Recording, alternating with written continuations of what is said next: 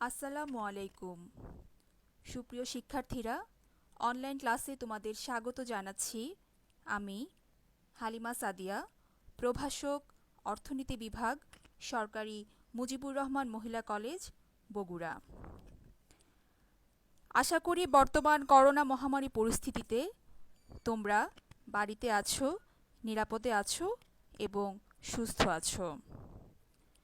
আজকে আমি একাদশ দ্বাদশ শ্রেণীর অর্থনীতি প্রথম পত্রের ষষ্ঠ অধ্যায় নিয়ে আলোচনা করব।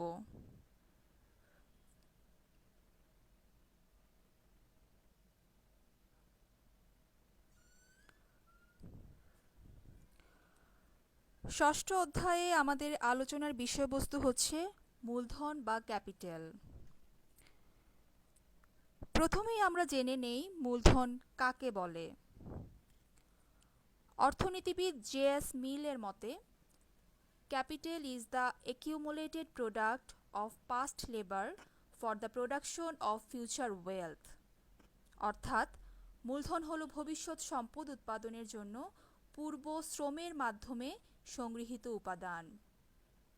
উপরোক্ত সংজ্ঞার আলোকে আমরা দেখতে পাই যে মূলধন হচ্ছে এমন একটি দ্রব্য যা পূর্ব শ্রমের মাধ্যমে উৎপাদিত হয় এবং ভবিষ্যতে আরও সম্পদ উৎপাদনের জন্য ব্যবহার করা হয়। সাধারণভাবে মূলধন বলতে টাকা পয়সাকে বোঝানো হলেও অর্থনীতিতে মূলধনের ধারণাটি আরও প্রসারিত। অর্থনীতিতে মূলধন বলতে মানুষের শ্রমের দ্বারা উৎপাদিত হয়ে যে জিনিসটি পুনরায় অধিকতর উৎপাদন কাজে ব্যবহৃত হয় তাকে বোঝানো হয়। অর্থাৎ মূলধন হচ্ছে উৎপাদনের উৎপাদিত উপাদান। উদাহরণস্বরূপ যন্ত্রপাতি, কাঁচামাল, গাড়ি, রেলপথ, সড়ক ইত্যাদিকে বোঝানো হয়। কেননা এগুলো সবগুলোই মানুষের তৈরি এবং এগুলো আবার উৎপাদন কাজে ব্যবহৃত হয়ে অতিরিক্ত আয় অর্জনে সহায়তা করে।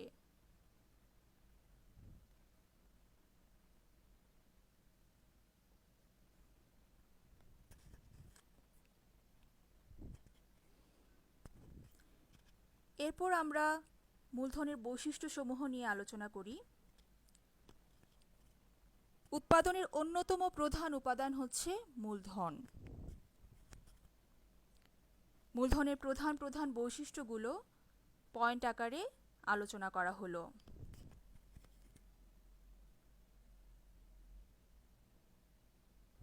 মূলধনের প্রথম বা ১ নম্বর বৈশিষ্ট্য হচ্ছে মূলধন উৎপাদনশীল।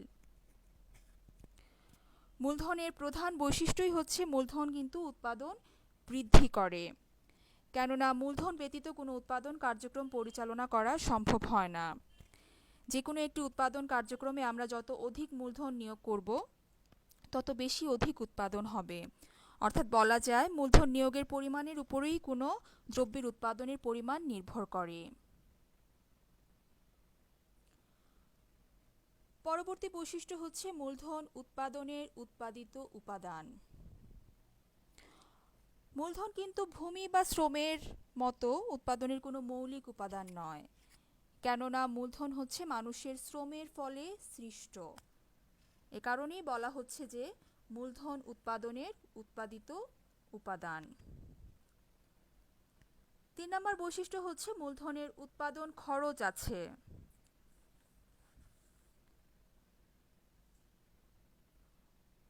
মানুষ তার শ্রমের দ্বারা প্রাকৃতিক সম্পদকে কাজে লাগিয়ে মূলধন সৃষ্টি করে। সে কারণে মূলধন উৎপাদনের জন্য একটি খরচ করতে হয়। এ কারণেই বলা হয়েছে মূলধন উৎপাদনের খরচ আছে। ৪ নম্বর বৈশিষ্ট্য হচ্ছে মূলধন সঞ্চয় হতে সৃষ্ট। মূলধন গঠনের প্রধান সহায়ক ভূমিকা পালন করে সঞ্চয়। মূলধন গঠন করতে হলে বর্তমান আয় বা উৎপাদনের একটি অংশ ভোগের কাজে না লাগিয়ে ভবিষ্যতের জন্য সঞ্চয় করতে হয়। অর্থাৎ সঞ্চয়ের পরিমাণ যত বেশি হবে মূলধন তত বাড়বে এবং সঞ্চয়ের পরিমাণ কম হলে মূলধনও কমবে। কাজেই বলা যায় যে মূলধন মূলত সঞ্চয় হতে সৃষ্ট। ৫ নম্বর বৈশিষ্ট্য হচ্ছে মূলধন অস্থায়ী। মূলধন কোনো স্থায়ী উপাদান নয়। কেননা দীর্ঘদিন যদি আমরা কোনো মূলধন সামগ্রী যেমন কলকারখানার যন্ত্রপাতি, বাড়িঘর ইত্যাদি ব্যবহার করি তাহলে সেগুলো একসময় ক্ষয়প্রাপ্ত হয়ে পুরাতন হবে এবং অনেক সময় অকার্যকর হয়ে পড়বে। সেক্ষেত্রে কিন্তু এগুলো পরিবর্তনের প্রয়োজন হয় বা এগুলো মেরামতের প্রয়োজন হয়। কাজেই বলা যায় মূলধন একটি অস্থায়ী উপাদান।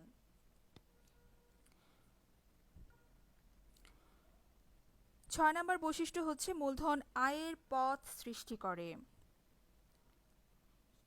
যে কোনো একটি উৎপাদন কার্যক্রমে মূলধন নিয়োগের প্রধান উদ্দেশ্যই কিন্তু হচ্ছে ভবিষ্যতের আয়ের পথ সৃষ্টি করা।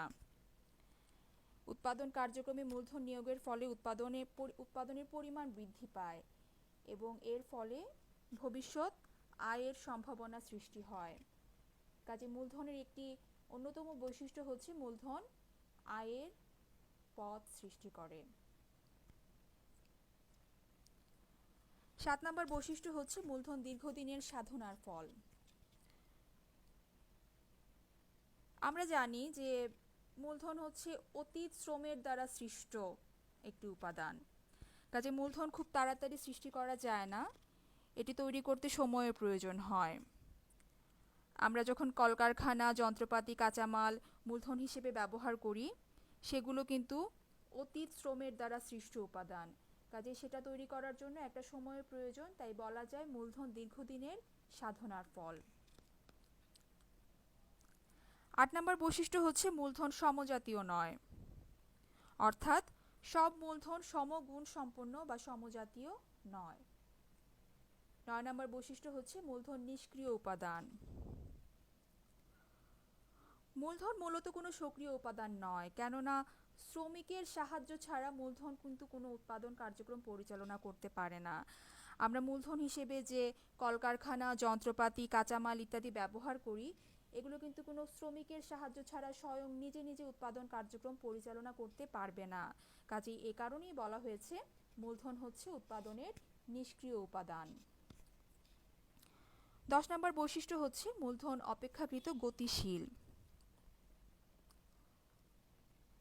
উৎপাদনের উপকরণগুলোর মধ্যে মূলধন মূলত গতিশীল, কেননা আমরা মূলধন হিসেবে যে জিনিসগুলো ব্যবহার করি, টাকা পয়সা, তারপর কাঁচামাল, যন্ত্রপাতি ইত্যাদি কিন্তু আমরা খুব সহজেই এক স্থান থেকে অন্য স্থানে বা এক দেশ থেকে অন্য দেশে স্থানান্তর করতে পারি।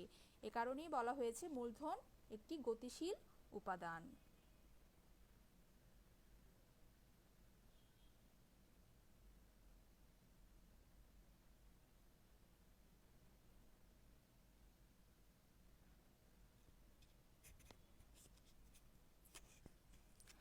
এখন আমরা জেনে নিব মূলধনের কার্যাবলী সম্পর্কে।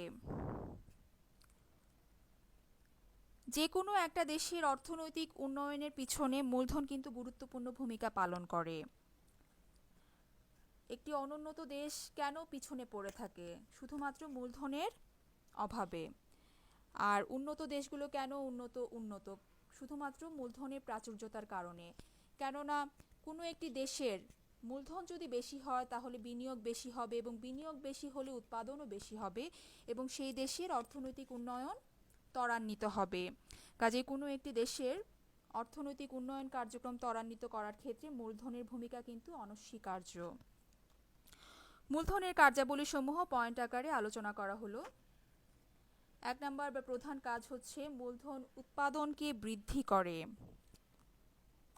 মূলধনের প্রধান কাজই হচ্ছে উৎপাদনকে বৃদ্ধি করা। আমরা যখন কোনো একটি উৎপাদন কার্যক্রমে বা উৎপাদন প্রতিষ্ঠানে আধুনিক যন্ত্রপাতি ব্যবহার করি, তখন কিন্তু উৎপাদন বহুগুণে বেড়ে যায়। উদাহরণস্বরূপ বলা যায় যে কৃষিক্ষেত্রে যদি আমরা সনাতনী কৃষি যন্ত্রপাতির পরিবর্তে আধুনিক যন্ত্রপাতি ব্যবহার করি, তাহলে কৃষি উৎপাদন বহুগুণে বৃদ্ধি পায়। কাজেই বলা যায় মূলধনের একটি প্রধান কাজ হচ্ছে উৎপাদনকে বৃদ্ধি করা। 2 নম্বর কাজ হচ্ছে মূলধন শ্রমিকের সময় বাঁচায়। কোনো একটি উৎপাদন প্রতিষ্ঠানে আমরা যদি আধুনিক যন্ত্রপাতি ব্যবহার করি, সেক্ষেত্রে শ্রমিক কিন্তু খুব সহজে কাজগুলো করে ফেলতে পারে এবং শ্রমিকের তখন কি হয়? সময় বাঁচে। তখন শ্রমিক নির্দিষ্ট সময়ে অধিক পরিমাণ দ্রব্য উৎপাদন করতে পারবে। এ কারণেই বলা হয়েছে মূলধনের একটি কাজ হচ্ছে শ্রমিকের সময় বাঁচানো। 3 নাম্বার হচ্ছে মূলধন শ্রমিকের কষ্ট কমায়। কোনো একটি উৎপাদন কার্যক্রমে মূলধন নিয়োগের মাধ্যমে শ্রমিকের কষ্ট লাঘব করা সম্ভব হয়। আধুনিক যন্ত্রপাতি যদি আমরা মূলধন হিসেবে নিয়োগ করি, তাহলে শ্রমিক কিন্তু খুব সহজেই অনেক কঠিন কাজ করে ফেলতে পারবে। তখন শারীরিক শক্তি খরচ না করে আধুনিক যন্ত্রপাতি ব্যবহার করে শ্রমিক খুব সহজে উৎপাদন কার্যক্রম পরিচালনা করতে পারবে। এক্ষেত্রে শ্রমিকের কষ্ট অনেকটা লাঘব হয়। মূলধনের পরবর্তী কাজ হচ্ছে শ্রমের দক্ষতা বাড়ানো। মূলধন শ্রমের দক্ষতা বাড়ায়। কেননা মূলধন নিয়োগের মাধ্যমে শ্রমিকের দক্ষতা কিন্তু বেড়ে যায়। মূলধন দ্বারা শ্রমিক তার কাজের গতি বৃদ্ধি করতে পারে। একটি উৎপাদন প্রতিষ্ঠানে যখন আধুনিক যন্ত্রপাতি নিয়োগ করা, আধুনিক যন্ত্রপাতির কারণে কিন্তু শ্রমিকের কাজের মান অনেক বেড়ে যায় এবং দক্ষতা, সে দক্ষ হয়ে ওঠে। কাজেই বলা যায় মূলধন নিয়োগের একটি প্রধান কাজ হচ্ছে মূলধন শ্রমের দক্ষতা বাড়িয়ে দেয়। 5 নম্বর পয়েন্ট হচ্ছে শ্রম বিভাগের পরিবর্তন ঘটায়। উৎপাদন কার্যক্রমে শ্রম বিভাগের পরিবর্তন ঘটানোর জন্য মূলধনের ভূমিকা রয়েছে। মূলধন ব্যবহারের ফলে শ্রম বিভাগের মাত্রা এবং পরিমাণ উভয়ই বৃদ্ধি পায়। 6 নম্বর পয়েন্ট হচ্ছে মূলধন কর্মসংস্থান বৃদ্ধি করে। এটি কিন্তু মূলধন নিয়োগের একটি অন্যতম কাজ। একটি দেশে যখন মূলধন বেশি হবে তখন সেখানে বিনিয়োগ বেশি হবে এবং উৎপাদন কার্যক্রম বেশি হবে। তখন দেশে নতুন নতুন কলকারখানা স্থাপিত হবে এবং উৎপাদন প্রতিষ্ঠান স্থাপিত হবে এবং প্রচুর মানুষ কিন্তু কাজ পাবে। তাতে কি হচ্ছে, কর্মসংস্থান বৃদ্ধি পাচ্ছে এবং বেকারত্ব কিন্তু হ্রাস পাচ্ছে। কাজে মূলধনের একটি প্রধান কাজ হচ্ছে কর্মসংস্থান বৃদ্ধি করা। 7 নম্বর পয়েন্ট হচ্ছে প্রাকৃতিক সম্পদের সঠিক ব্যবহার। ধরা যাক কোনো একটি দেশে যে প্রাকৃতিক সম্পদগুলো আছে সেগুলো উত্তোলনের জন্য কিন্তু আমাদের মূলধনের প্রয়োজন। আমাদের যদি আধুনিক যন্ত্রপাতি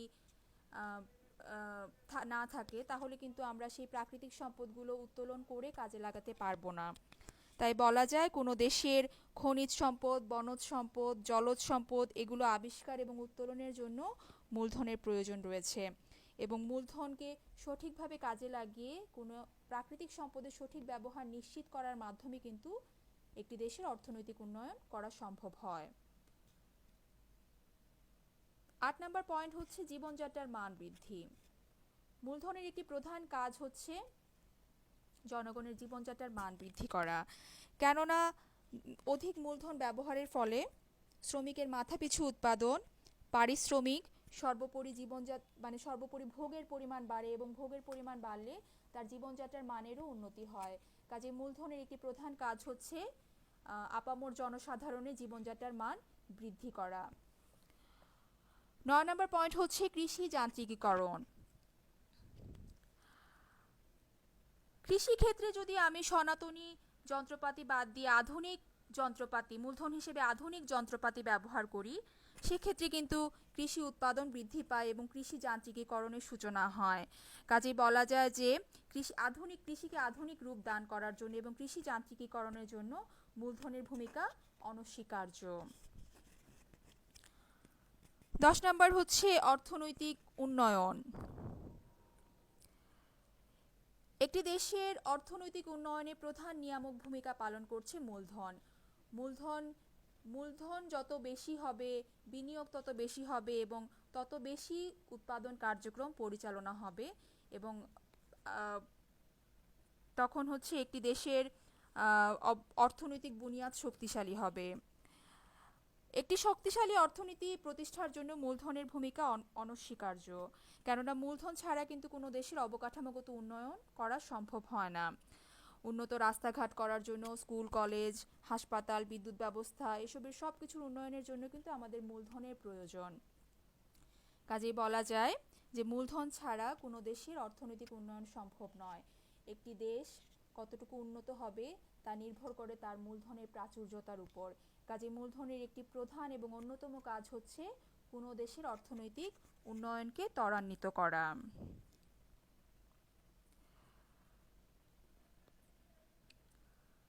প্রিয় শিক্ষার্থীরা, আজকের আলোচনার মাধ্যমে আমরা জানলাম মূলধন কাকে বলে, মূলধনের কতিপয় বৈশিষ্ট্যসমূহ এবং মূলধনের প্রধান প্রধান কার্যাবলী। আশা করি তোমরা সকলে উপকৃত হয়েছ। তোমাদের সবাইকে ধন্যবাদ জানিয়ে আজকের আলোচনা এ পর্যন্তই শেষ করছি। তোমরা সকলে নিরাপদে থেকো, ভালো থেকো এবং সুস্থ থেকো। ধন্যবাদ।